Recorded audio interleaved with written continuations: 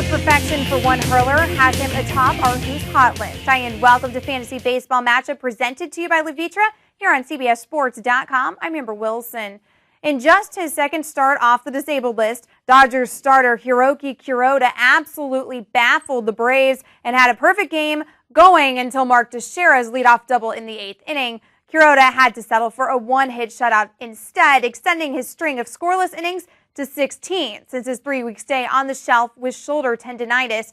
Kuroda was hit hard in his last start before going on the DL, but the outing just prior to that, another complete game shutout, giving him an ERA just under 2 and a fantastic whip in that span. Also continuing to sparkle in his new role as the Marlins' main man is Ricky Nolasco. Unbeaten in his last 6 outings, Nolasco sports a sub-2 ERA over that time, along with a whip well under 1 and an incredible strikeout-to-walk ratio of 42-4.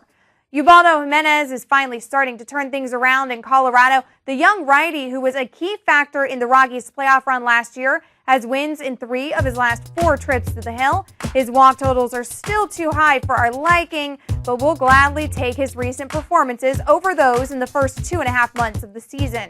And Brandon Morrow has filled in quite nicely as Seattle's closer. Since taking over for the ailing J.J. Putz, Morrow is a perfect 7 for 7 in save chances and is not allowed a run in 10 appearances.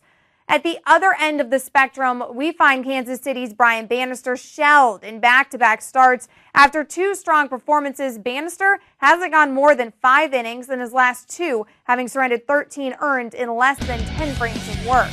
Fellow AL Central hurler Aaron Laffey has fared almost as badly with 9 runs allowed in his past 2 times out. The Indians, though, will have to depend on Laffey even more now with the departure of CC Sabathia. On the NL side, Todd Wellemeyer of the Cardinals has come back to earth after an excellent start.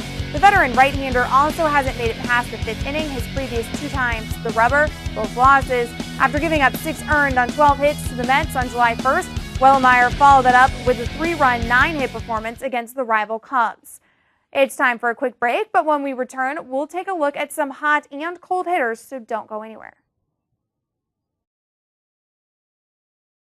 Welcome back to the show. The newly acquired CC Sabathia will make his Brewers debut Tuesday night against Colorado, and if shortstop J.J. Hardy keeps producing as he has, the reigning AL Cy Young Award winner won't have to worry about run support. The blistering Hardy saw his 16-game hit streak come to an end Saturday, but he rebounded the very next day with homers in his first 2 at-bats against the Pirates. Hardy's hit streak commenced the day he returned from a 5-game absence in mid-June, and now that his shoulder is feeling good, Hardy has been delivering in the power categories as well. Hardy already has 6 round trippers in 7 July games, equaling his output from the previous 3 months, not to mention 11 runs driven in. He is also 16 for 28, boosting his average since his return to .432.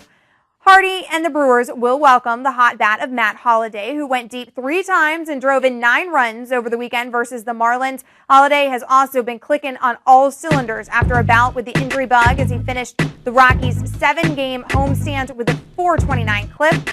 That kind of production we've come to expect from Holliday, especially at Coors Field, but even he was outdone by the visiting Cody Ross during the 4-game series with the Fish.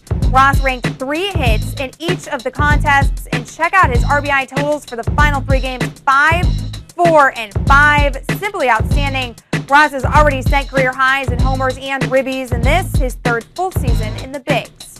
The Marlins sure are thankful for Ross's recent power surge as he had picked up the slack for struggling Josh Willingham. Willingham hasn't been the same hitter since coming off the DL in late June, as his July stat line demonstrates. The right-handed slugger has only 3 hits in 24 at-bats, no home runs, and just 3 RBI. Yet he hasn't been as bad as Detroit's Edgar Renteria, who failed to get a hit in 7 times up in Sunday's 15-inning marathon with the Mariners. Renteria's only hit of July came on the 1st, and his power numbers have been non-existent.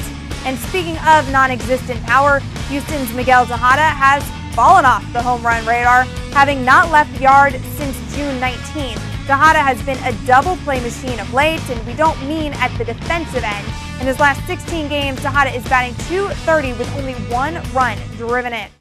All right, that'll do it for now. Keep your mouse right here at CBSSports.com for everything you need to know in the world of sports. And if you missed anything here today, stop, refresh, and rewatch. I'm your